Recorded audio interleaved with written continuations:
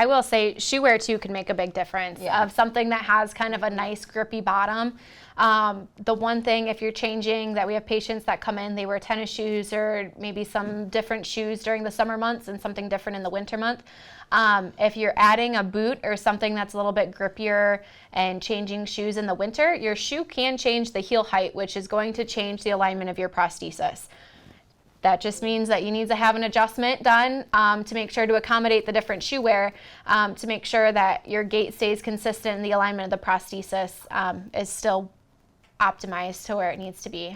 So if you put on a pair of boots, especially if it's your first winter and you haven't done that yet and you've been wearing the same pair of shoes for a while and you put on boots and all of a sudden you're like, gosh, like I feel like I'm not walking the same that I used to, or something feels kind of just different or maybe a little bit wonky. That the heel height of the shoe makes a big, big difference.